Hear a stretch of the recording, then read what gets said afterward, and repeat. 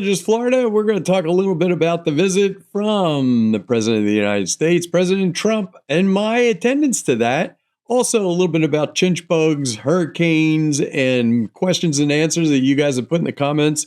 Thank you so much, by the way. Anyway, let's go ahead and get started.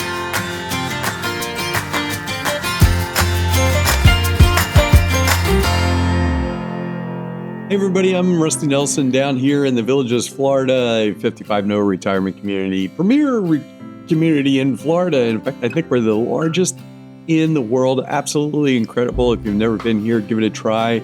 It literally takes me now 45 minutes to get to the top of the Villages down south to the bottom. Please, let me ask you right now, please subscribe and like the channel. Really appreciate it. Also, if you just put in the comments, just write a comment that says, hey, where you're from. I always find that interesting. That really helps out the engagement. I appreciate it. But anyway, after you get done doing that, watch this, because I want to talk to you a little bit about walkthroughs of homes, which I've gone through, the Trump visit, which I got to go to, which was kind of cool. I don't care what side of the tracks you're on, unless you're just filled with hatred in your heart. To see the leader of the free world and the president of our country was kind of cool. I'll tell you a little bit about that. Weather warnings, believe it or not, today I'm recording this Saturday afternoon, and we just got a warning, a tornado warning. So things are starting to heat up already. We're going to talk about hurricane season and how I get involved in that, because I used to be a storm chaser. Yep, just like Twister. Anyway, chinch bugs, I'm going to show you what happened to my lawn and what I did, and we're going to see whether that does anything in the future. And then some good old questions and answers. Like one person asked, I don't understand why I never get notified of any of your stuff. We'll talk about those things. Hopefully it won't be any more than 10 minutes long. Appreciate it if you stay around. Don't forget to subscribe and like. You can use the QR codes as needed. Anyway, here we go. Let's all go get on to the first subject. House tours. You guys have expressed to me that you really like these. Unfortunately, I can't do them unless some people volunteer when they're closing on their homes to let me come into their house. It only takes about a half an hour. People usually really appreciate it. Your lessons learned always help. So this is a silly one. I upgraded the toilets, and I went from 16 inches to 19 inches. I think they're called Comfort. And if you upgrade, you also get soft close lids, so they will slam shut. There you go. It's kind of uneventful, and it's kind of a fun thing to have. You can go back and look at it a year later and see how long you've progressed, and you kind of get to see the whole inside of your house without anything in it yet, which kind of makes it a lot of fun. So it's got to be after you close on your house and before you put all your stuff in.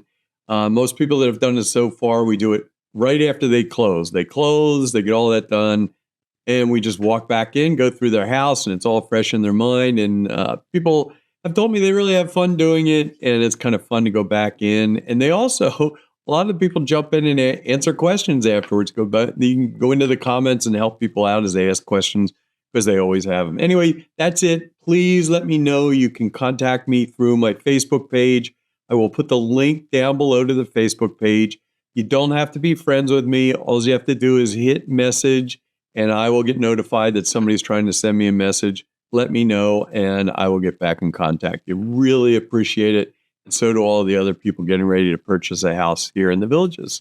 Hello! Hey, you're the man. No, I'm not the man today.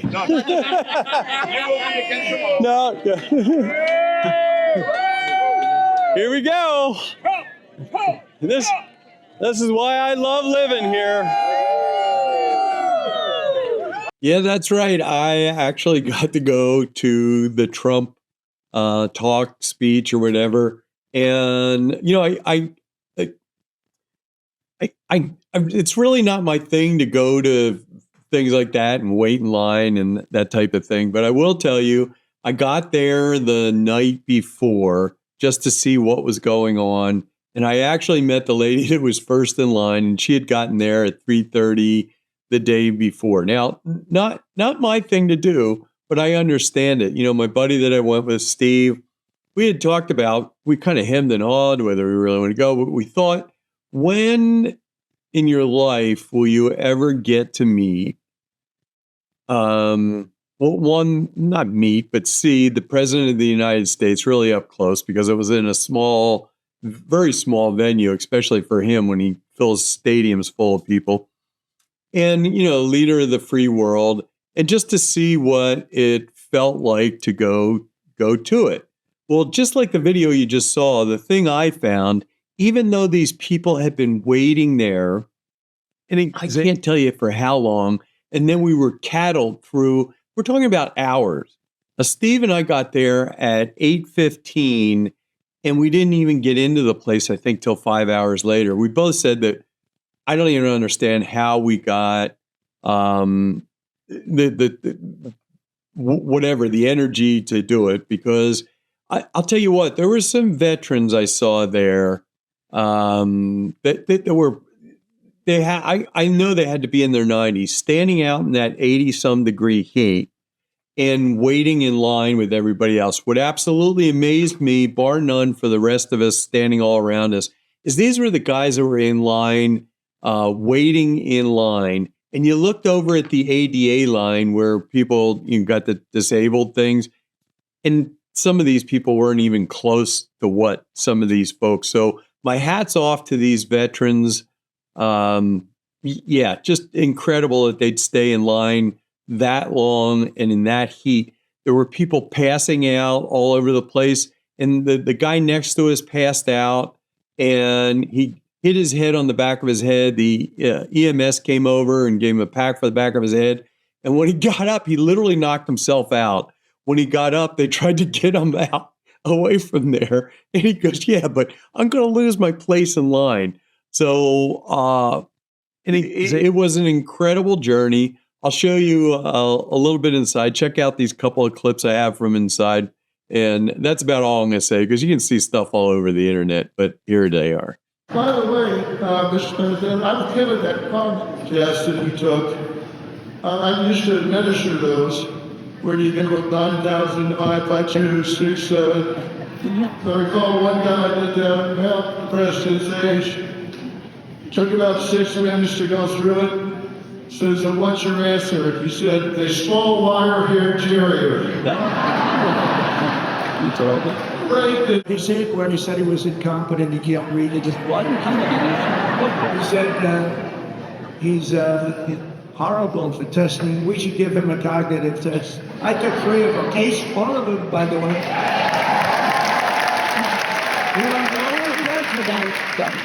I'm the only president to take a cognitive test. This.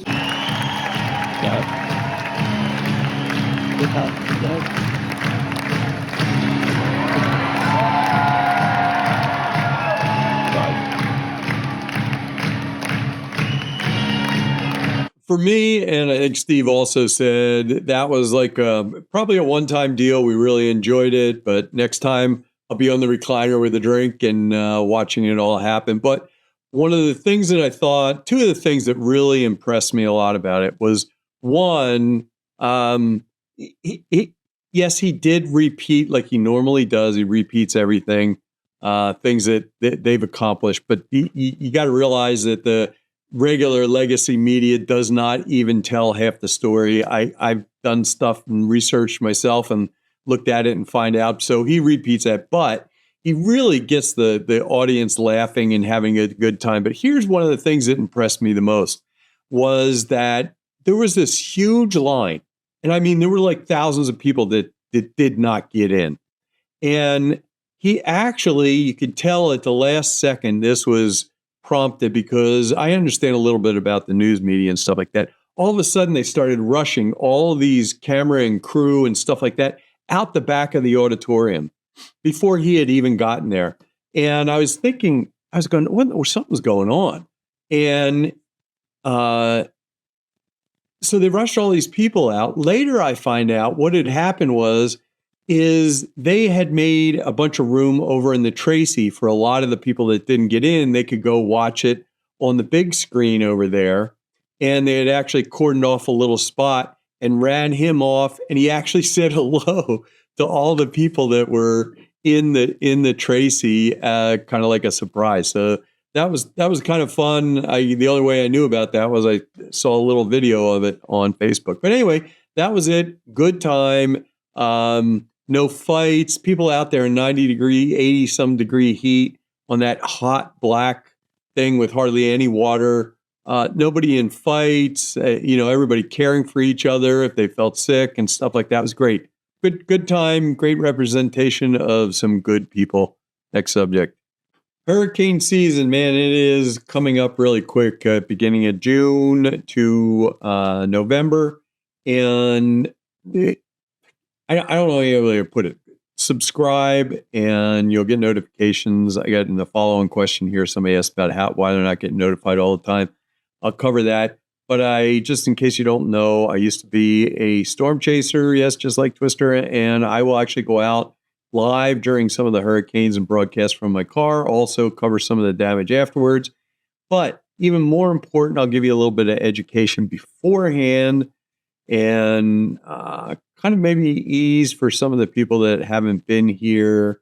And we'll go over a lot of those things in the future. That's about all I'm going to cover on there. Just make sure you are subscribed so that when I do go out, you get notified that I'm out live and you can join in and watch what's going on outside your doors so that you don't have to go out.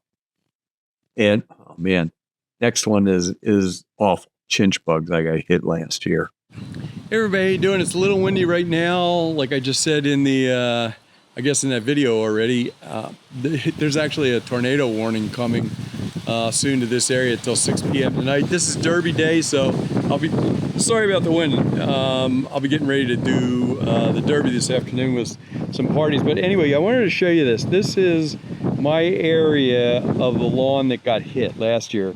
And as you can see, it's a pretty big area. And I got hit by chinch bugs bad. I mean, it was brutal. It was all I could do to stop them before they tore up the whole lawn. You can see there's a couple of stripes right there. But anyway, what I did with this area, just to give you an idea, this is my own doing. I didn't read this anywhere. I just kind of made it up.